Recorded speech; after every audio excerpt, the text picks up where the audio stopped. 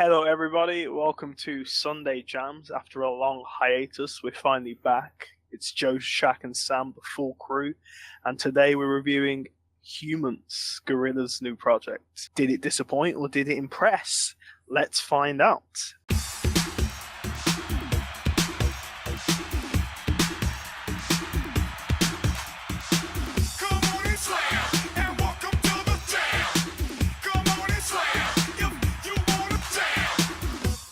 Damon Albarn side project, which kind of became his joint main project because Gorillaz became so big, but initially kind of like his side project to Blur. First album in 7 years, so very much a long-awaited return. Okay, so getting into it. I haven't listened to Plastic Beach or The Fall. Well, I've listened to Plastic Beach, but years ago. I can't remember it, so I basically haven't listened to it. I know the big songs, but I haven't listened to it. But I'm very familiar with the self-titled, and I'm very familiar with Demon Days. What do you guys think in terms of the difference in sound or in the genres that are presented? What do you think are the main quote-unquote evolutions that they've undergone over the last whatever many years? Well, prior to the release of Humanz, went back and listened to all of the albums. I was already quite familiar with Plastic Beach, but this year was the first time that I listened to The Fall. And I feel like this album kind of follows an evolution from The Fall, and that's not a fantastic comparison, to be blunt. Because with The Fall, we've talked about how Gorillaz is Damon Albarn's side project, but we failed to mention that it's also, I think his name's Jamie Hewitt, the artist that designed all of the characters for the Gorillaz. Hewlett. Yeah, that's it. Okay. Yeah. So with The Fall, Jamie's influence was completely lost in terms of the fact that the Gorillaz, when they began, were meant to be a virtual band that write songs about things that are happening in their world. Take Fire Coming Out of the Monkey's Head, for instance, or Up on Melancholy Hill. Yeah. Whereas on The Fall, that didn't really exist. So the kind of fiction of the Gorillaz landscape was missing. And I feel like it's also missing here. Like, I don't feel that Jamie Hewlett's influences are as pronounced on here as they were on Demon Days and the self-titled album. Like, his influences were kind of lost on Plastic Beach, due in part to some label difficulties, etc. Yeah, I definitely get what you mean. I mean, like, a lot of the lyrics and a lot of the performances on this album, they don't have that fantastical kind of element that something like Demon Days did. Demon Days has a lot of, like you say, landscapes that are just alien. Absolutely, yeah. Here it feels very much, like with Vince Staples and Pusha T and Popcorn and all their features, and also just in general, it feels very an album. It just feels like an album. It feels like a collection of songs. It doesn't feel like I feel like all the features distract from like the characteristics of the actual Gorillaz characters. Mm-hmm. See, this is the double-edged sword, because like Gorillaz always are super feature heavy, and it works in a way like like with like say on Demon Days, like Dirty Harry, November Has Come, All Alone, White Light, Dare, Fire Coming Out of the Monkey's Head. Most of the songs feel good and have some kind of feature. Even on the self-titled with Clint Eastwood and stuff. Right, yeah, but I feel like the thing with the features here is, like you say, every feature is like the center of the track, except for like Dram. Dram is like and Grace Jones. Apart from those two, every feature is like the main body of the song, so it feels like one of their songs in a sense. Yeah, this feels more like a various artists album than it does a Gorillaz album. Yeah, I know what you mean, definitely. But I wanted to highlight the fact that Jamie Hewlett seems absent here because, from what I understand, people are complaining about the lack of Albarn on here, or the lack of 2D. And I think that's an important distinction because Damon Albarn is here. There are enough tracks on here where he does take the lead on the track, but there's not enough of a Gorillaz feel. See, I still get that 2D feel, like especially on songs like Saturn's Bars. Like his bit in Saturn's Bars feels very much like something I can imagine in the Feel Good Inc. era, or something like that. Or his bit in Sex Murder Party, which is like his bit in Sex Murder Party is one of my highlight moments of the album. Even though the verses are kind of shit, his chorus in that song, because it kind of takes me into that Gorillaz world. With the very kind of reverby vocal thing, and you have the kind of Halloween-y, creepy, menacing, synthy electronic aesthetic going on in the background, which is something I also usually correlate with the Gorillaz sound. And that, Saturn's Bars, I'd say are the main two where I really get that back in the day feeling, I think. Well, this is the thing. So you're highlighting in Sex Murder Party that the chorus, the hook feels very Gorillaz, and it is the best part of the track, whereas everything else about that track is crap. Is awful. Like, it doesn't feel like Gorillaz, and then even if you took it on the basis that it's just a song, it's not redeemable in that light either. It really pisses me off because the chorus is like my highlight moment of the album, but the verses are crap, and it's like I can't put this as a highlight song because I really don't like the verses. But I really love the chorus. I love the moment at 3 minutes when it speeds up. Mm-hmm. And the beat doesn't become grating to listen to. The beat is boring, man. I don't like the beat in Sex Murder Party. I like the bit of 3 minutes when it goes all like it almost gets like a synthwave sound coming in with like these like sinister faster drums. Yeah, it speeds up a bit. It becomes less dreary and kind of dead. But to be fair, there are points in the album where it doesn't feel like Gorillaz, but they're still, like, for example, Ascension to me is definitely easily a highlight point in the album. But it doesn't feel like a Gorillaz song. No, it doesn't feel like a Gorillaz song at all, really. But it's still a highlight just because it's a really good song and a good way to kick off the album. I think that's. And to be fair, the weakest part in Ascension is Albarn's bit, probably, for me anyway. Although I do like the bit where the really deep, wobbling, bassy synth sound comes in with Albarn on top. I know the bit you mean. Yeah. Comes in around the middle. But overall, Vince Staples' bit on that song is something I enjoy a lot more. Probably the best feature on the album. Maybe one of them. Yeah, I like. In terms of features, I really liked Peter Everett on Strobe Light. Strobe Light is probably a highlight of mine, especially because of Peter Everett's performance on it. Strobe Light's decent, yeah.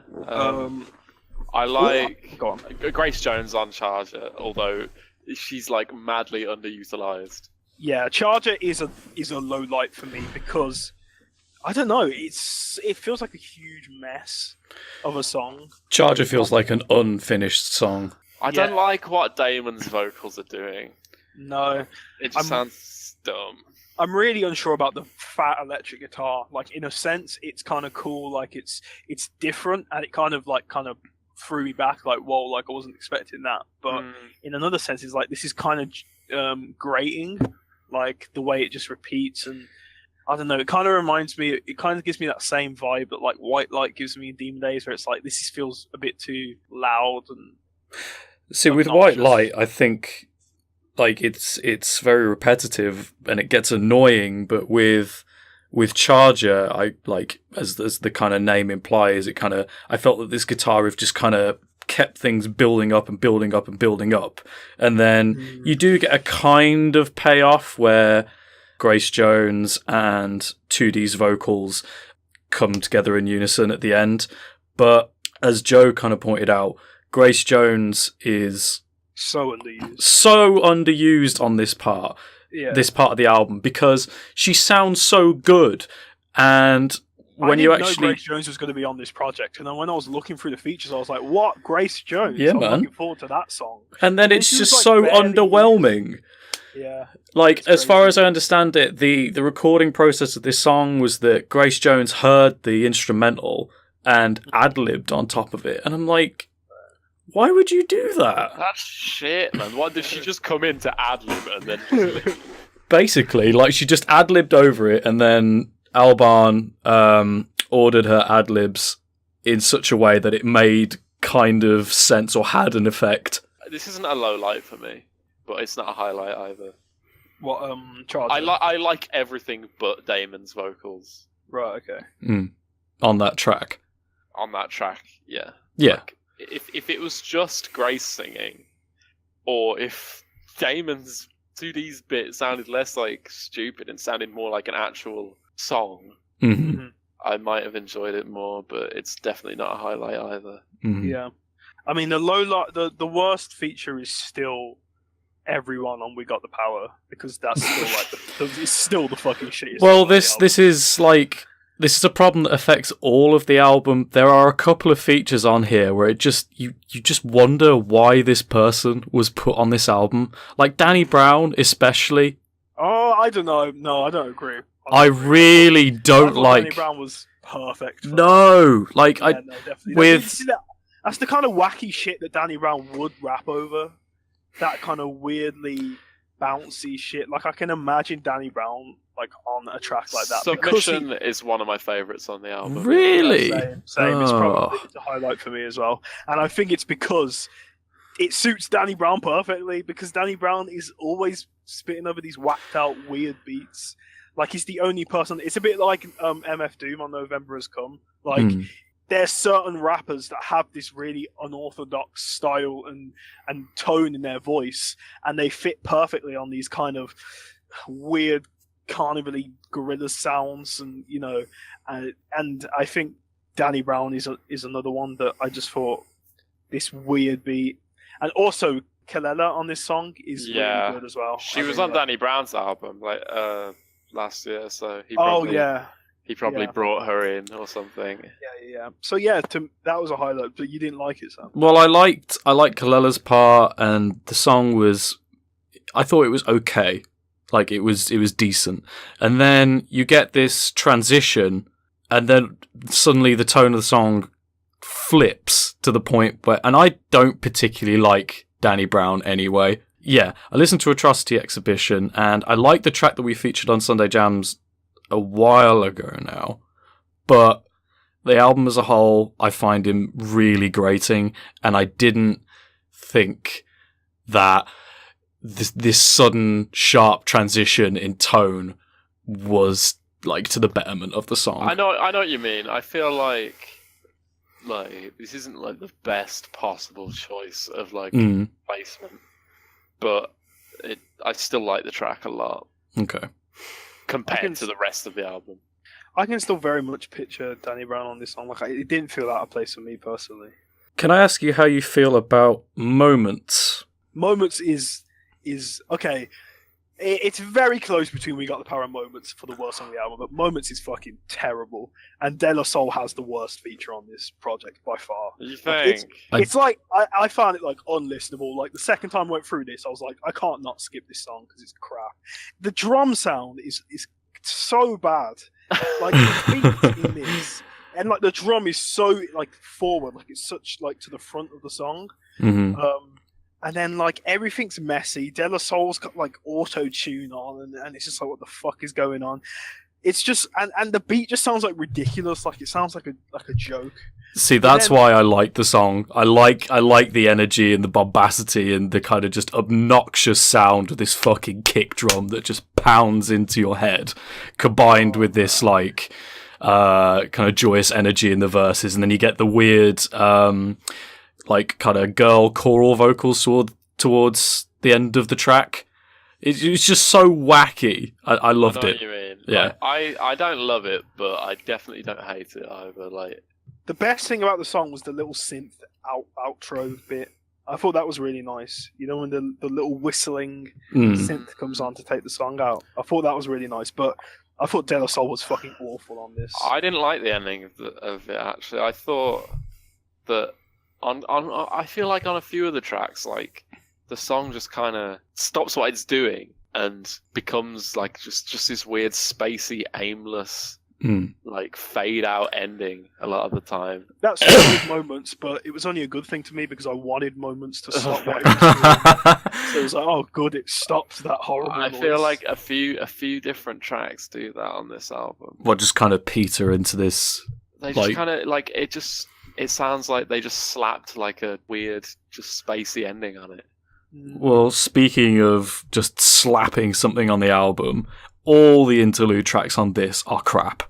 mate, the non-conformist oath made me chuckle. I was like, oh, that was kind of fun. I don't like the interludes. It cringed. I don't like any interlude on any album ever. The reason that I take particular issue with these ones is because I don't think that these interludes either help to transition between the tracks, or added anything thematically to the album. Because they're so pointless. They're insane. I've got written down that it seems like they were added like to try and like add some kind of coherent feeling, as if you were going from a start to a finish point. Mm-hmm. But you're not. But you're not. Like you're trying to like piece together like, are these parts of a narrative?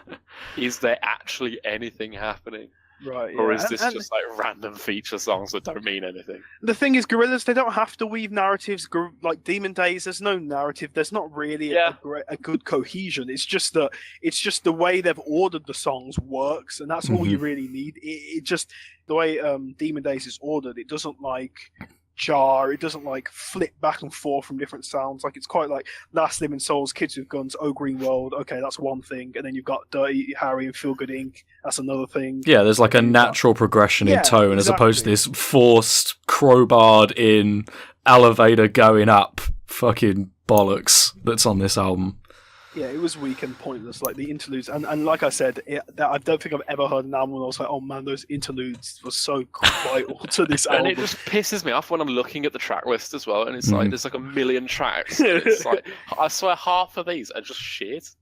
They're just like 10-second long crap vocal snippets. Yeah, it's so pointless. But, okay, so one thing I was talking to Sam about, the first time I listened to it, I was like, man, like, I'm really not sure I like this album. And he was like, the more you listen to it, I think it will grow on you. And I think you're right. Like, after the third time I listened to this, I was like, when I first listened to this album, I felt like there were loads of lowlights. But by the end of it, I was like, there's something in nearly every song that I like. Even if I don't like the whole song, I found something in every, except the only songs I don't like is We Got the Power. Like, I think that song is absolutely like that garbage. is probably the worst. Yeah, it sounds like Oasis and not even like the semi-okay era. It sounds like shit era Oasis. Well, we briefly cheesy, just like shit, man. Yeah. And we briefly covered this on the Sunday Jamz where we talked about Andromeda, where we were hoping that it might fit a bit better as an outro track, and it totally doesn't, because you get Hallelujah Money, which actually, in my opinion, works works really well as an outro, and then you get this extremely jarring bit of silence. It's just awful. And to put it after Hallelujah Money, it just, like you say, it jars. It's like, what the fuck? Like, these are like the two most different songs on the album, and you put them together as the last two songs. Mate, if I was at that live gig when they first showed off the album, and then they played those two after each other, I would have just walked out. It's just fucking weird, man. The big issue I have, and it's my biggest pet peeve with albums, like my number one pet peeve with albums is, do not fucking release all your best songs as singles, and that is exactly what this album did. All my top songs on this album were the singles that were released. Like, my number one song is still Saturn's Bars, and then my next favourite songs are like Ascension, Andromeda, and then a couple others that are on the album. But it's like, the singles were too strong. Like, the singles were too much stronger, in my opinion, than the overall quality of the album. I think I could agree with you with that, but in terms of like songs that stand up to the same quality as the singles that were released prior to the album, I really like Busted and Blue. See, I don't. I think and I saw other people like it, but I feel like it's overrated for me. Same. I didn't like it that much at all. It's okay. Yeah, I've got written down, like, it's all right, it's decent, but it just doesn't do enough. Yeah. I feel like it's some lyrics that Damon wrote, and then he decided, another spacey instrumental would go well with this, and then that's the track done. Let's slap that on the pile. 26 tracks. There we go. But to be fair, some of the spacey sounds I do like. Like, there's this one bit when there's this kind of like spooky galactic synth bouncing back and forth in the song, and it's like, oh, that sounds nice. And there's a couple like male-female harmonies on this song that work quite well. Mm-hmm. But yeah, it's like it's very bland, and it's like I get it's supposed to be like an intimate moment, and it's very different from what we've got in the track list so far. Like it's a lot more chilled than most of the other songs we've had in this track list so far at this point. Like yeah, it's too not enough going on in a sense. Really low impact. Yeah, it's too low impact, I'd say. So yeah, another track I really like is Carnival. I totally disagree. It's one of the worst tracks on the album. It's one of my favourites. I really think the vocal feature was brilliant, and the chorus is really catchy. And I'm glad that he didn't slap a boring ending on it. It ends like really abruptly at 2 minutes 15. Like I kind of wish it was longer, but I'm also glad it didn't overstay and become shit. Right. Okay. Yeah. And there's no album on this, is there? I don't think so. No. I like Anthony Hamilton's vocal. I think he sounds very passionate. Yeah, no, I agree. I thought this was. I'm not sure I'd go as far to say highlight, but it's definitely of the strong. I'd call it a highlight compared to the rest of the tracks. I'm not sure. For me personally. So what didn't you like about it? I thought it was a very clear case of mismatched guest to music.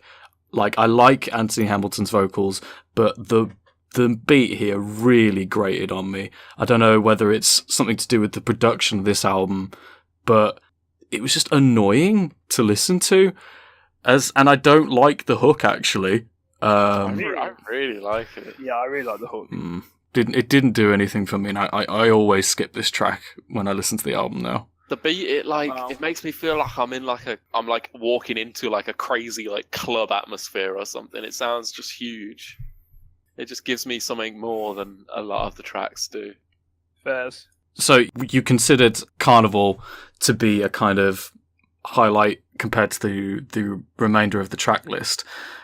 I'm really surprised by the tracks that were excluded from this album, the standard release of the album anyway, and were pushed aside to the deluxe edition, because I think some of the tracks in the deluxe edition track listing are better than the base track listing.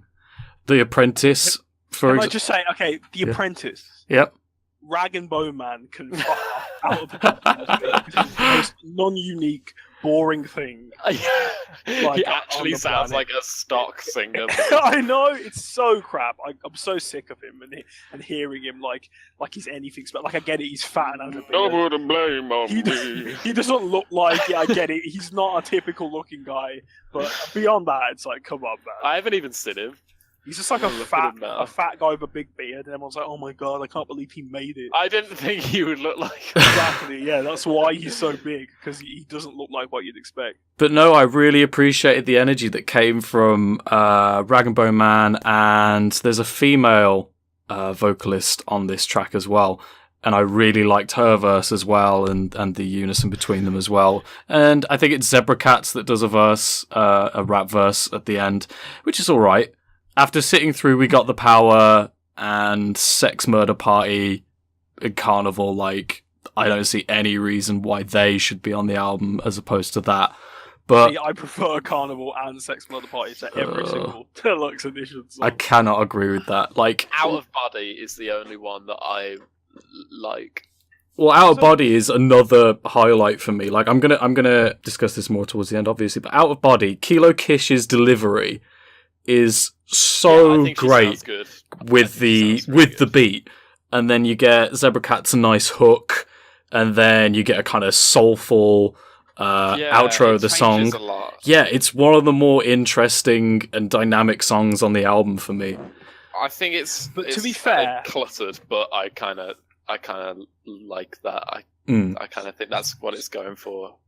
To be fair, one of the initial things we said about the album was that it didn't feel like Gorillaz, and I feel like one of the reasons why these were all left out is because they are the least Gorillaz sounding things on the whole thing. I don't agree with that in terms of ticker tape, because you get a 2D lead, and it's very much that kind of one moment that you'll get on every Gorillaz album where you have that kind of introspective, slow, chill 2D track.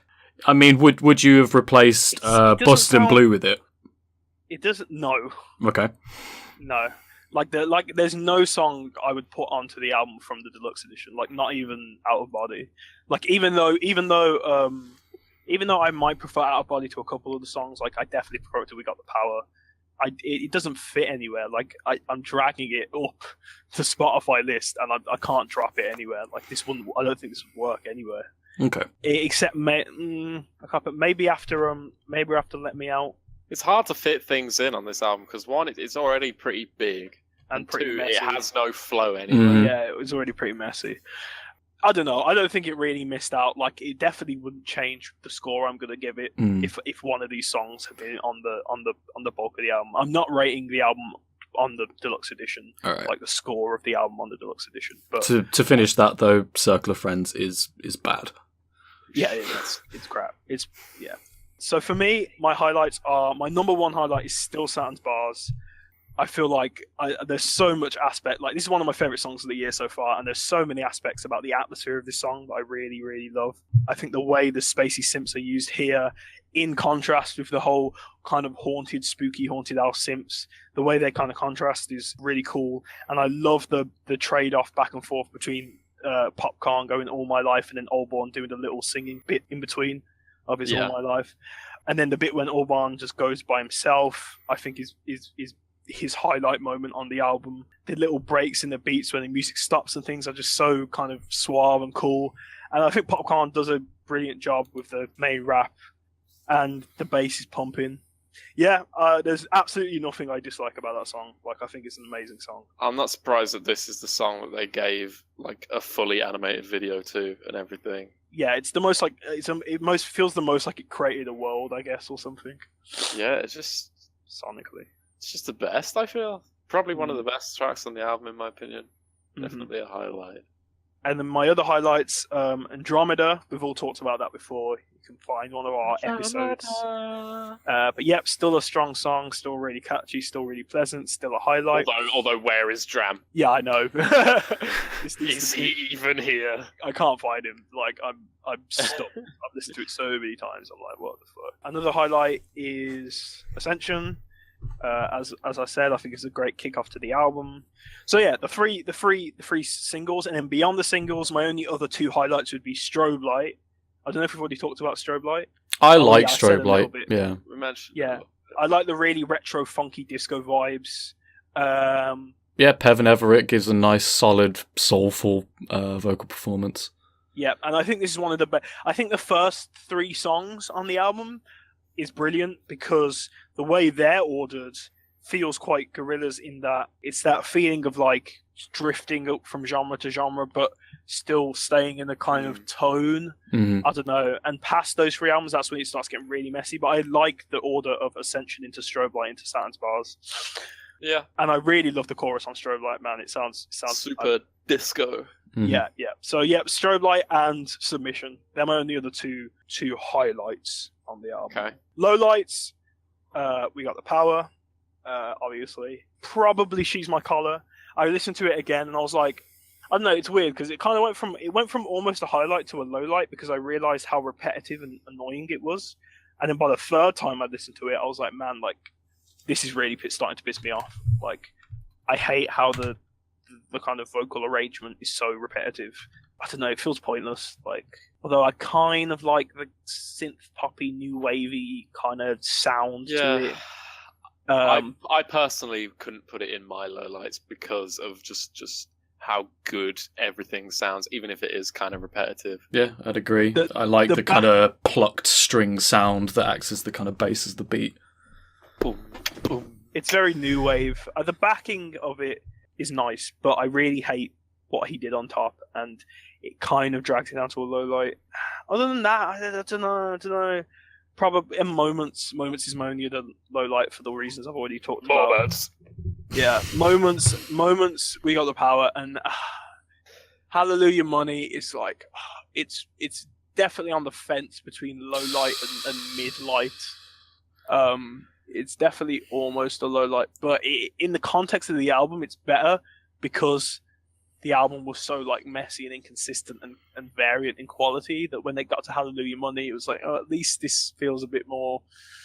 I don't know. There was a bit more thought put into this song, I guess. and I do like Clementine and his performance on here. So that's kind of on the verge. She's My Color's kind of on the verge, but the two clear lowlights is We Got the Power and Moments for me. Highlights, like Shakeel, Ascension and Andromeda and Saturn's Bars make it into that because they acted as good hype songs for the album, and they still remained hype songs when I approached the album as a whole. And thank God they were spaced out a bit because it gave me something to look forward to as I was plowing through the album. I like Carnival, although I probably would call it a highlight. I do like it, but probably not as much as the ones I've already mentioned. Like Shakeel said, the singles were too good in comparison to the rest of the material. What else? The song we haven't talked about, Let Me Out. I like Let Me Out. Yeah, I think it's a highlight on the album. It was another one like Hallelujah Money where I didn't like it as much as a single, but then I heard it in the context of the album. I was like, oh, actually, it's kind of strong in this context. I like Pusha T. I don't like Mavis Staples on it, but I really like it. I really like the chorus. I think all three vocalists, including Albarn, on that track are great. I like Albarn's bit. I just don't like Mavis Staples' bit. That's what pulls it out of highlight territory for me. I really don't like Mavis Staples. I actually really enjoyed that. The vocals just sounds like jazzy or there's something about the voice that I really enjoy. Songs like She's My Color and Charger, if it didn't have Damon Albarn's vocal bits on, those two would be approaching highlights as well. Because they definitely stand out compared to songs like Busted and Blue and Sex Murder Party and shit like that. Fair enough. Lowlights, initially when I went through the album and the deluxe edition of the album, the lowlights were basically just the deluxe songs. Yeah, same. Oh, and also Out of Body is probably approaching a highlight as well. I like that song quite a lot, thinking about it now. But lowlights, not moments. Oh, such a lowlight. I don't know, nothing's that bad. Yeah, I feel kind of similar. Nothing's super shit. Everything's got pros and cons, except We Got the Power is the only one. Yeah, We Got the Power is an obvious low light. Hallelujah Money, like Shakeel said, I'm not a fan of the song. Compared to a lot of the songs on here, it's not catchy. I don't know what it's trying to be. Trying to be deep. Yeah, it sounds trying to be weirdly kind of pretentious maybe. Or it's making some kind of abstract statement or something, and with the video as well, I don't know, it's just very highbrow. That kind of vibe I feel doesn't even fit on the album either. It just seems kind of just out of nowhere. It's such a messy album and such a messy song, and just I'd probably call that a low light. Okay. Yeah. The interludes, they don't really count as songs. But they're all garbage. And I might count Strobe Light as a highlight as well. Coming back to those, yeah, because I like the disco vibes. For sure, I can definitely appreciate that. One of the more fun songs on the album. Cool. That's one I can actually picture myself coming back to. It's got that atmosphere that you can kind of picture, as if you're watching the video for Dare or something off of Demon Days. Yeah, it's something you can picture, the characters actually being a part of. Yeah. It's so crazy. The craziest thing is the video and the production for Saturn's Bars was the most into Gorillaz I've ever felt. They really put effort in. Bringing me into the Gorillaz world again, and that's what was so hype about when you first watch the Saturn's Bars, and you have that whole 3-4 minute beginning where it's you hear their voices and they're talking to each other, and you go into the haunted house thing, and it's they did so much to create the world again, and then you listen to the album, and it's they just threw it back in the bin. It was I think this just goes back to what I was saying again about not Albarn's presence being missing on this album, but certainly Jamie Hewlett's. This Gorillaz is meant to be a collaboration between the two of them, whereas Humanz feels a lot more like Damon decided to use the Gorillaz brand to do some more solo work under a profitable brand. Yeah. Mm-hmm. Well, there are still moments that feel very Gorillaz. More but I know meds. what you mean. And moments isn't one of those moments. But there are moments here that feel very Gorillaz. But like you say, it's not. It's not enough. So yeah, there's nothing here that. Wait, sorry to interrupt, but while it's still my bit, there's nothing here that I feel conjures that Gorillaz feeling as well as things on Demon Days and Self-Titled. You know, like the power that came from the song Clint Eastwood and the video for Clint Eastwood and Dare and Feel Good Inc., you know, 2D on the windmill and everything like that. Nothing like that is ever going to come from this album. No. The closest they got was the whole Saturn Spars video and all that. But yeah, it just wasn't enough. Like, you know, it just didn't. And I think for us three as well, being the ages we are, there's a nostalgia with Gorillaz. Like when you first listened to Gorillaz when you were a kid, and it was like, wow, this is so cool. Like characters and all this shit. Absolutely. And it feels lost here, so it's even more of a blow for our generation and our age group. I had Clint Eastwood on single, on CD, and I remember if you put it into your computer, you could watch the video on Windows Media Player. Whoa! It was mad. And Demon Days was my first ever album purchase, so yeah, there's a lot of nostalgia with Gorillaz. So I feel like I listened to a completely different album based on my highlights and lowlights. Highlights for me, straight up Andromeda. I felt that was the best lead single. I like Saturn Spars, but I think Andromeda is the better one because, musically speaking, I think it's closer to what Gorillaz were on Plastic Beach, and I felt this was kind of a more natural evolution in that respect. And it's definitely the closest to Plastic Beach. And Popcorn dominates a lot, like maybe a bit too much of the track for my liking, but I do still like the song. It's one of the better tracks on the album. I don't think it's one of the best, though.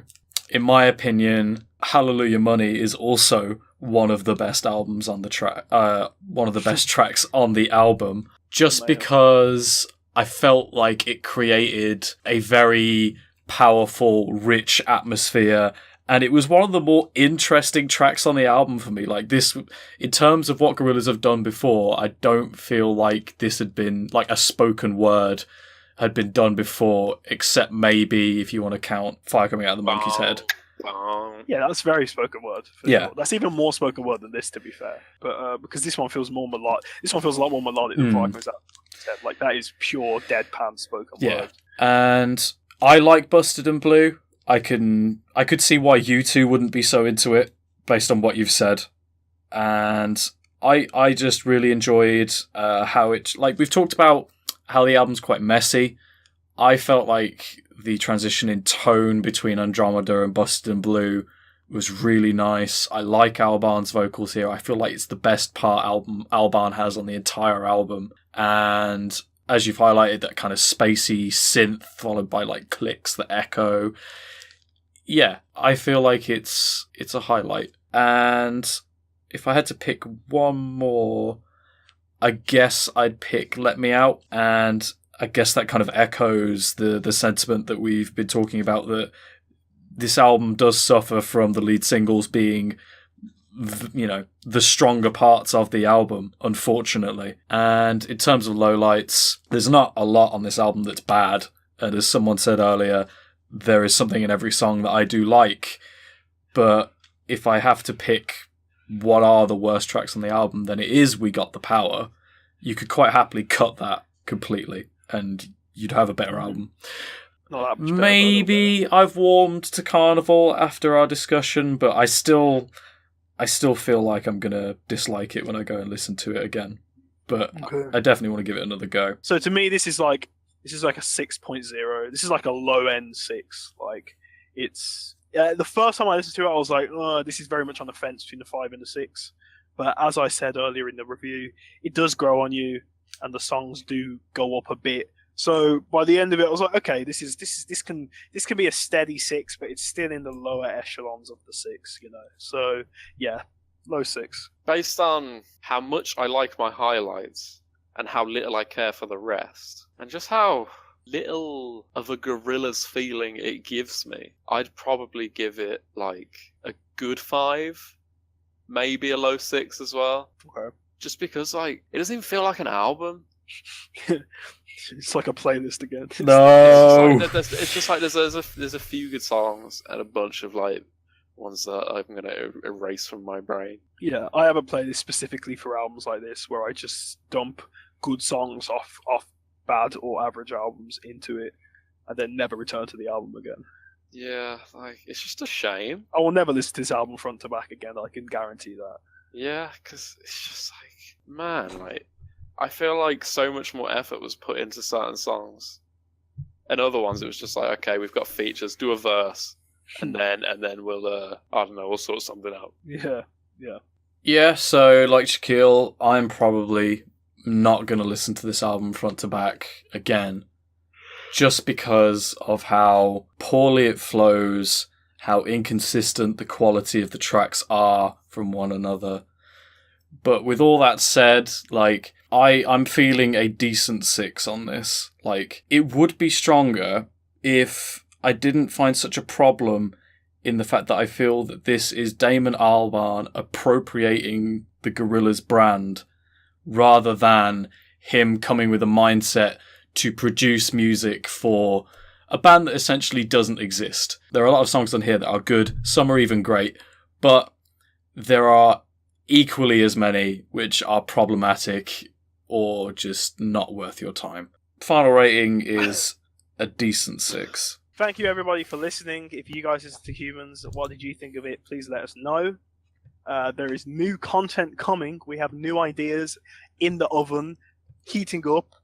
They're coming out in the next couple of weeks, so get ready to, sink your teeth into some new shit. Fresh batch. Very fresh batch of shit to put onto your plate. And other than that, yeah, thanks for listening. Please like, comment, share. Doesn't even fucking matter anymore because YouTube doesn't fucking monetize anything, so we'll never make money, but do it anyway. And goodbye. And one last thing, shout outs to Jack Monnaf, still making that super sick art for us. We have as you can see, we have a new art going on. We're very happy about that. So yeah, big shout outs to you, man. Thanks for the support.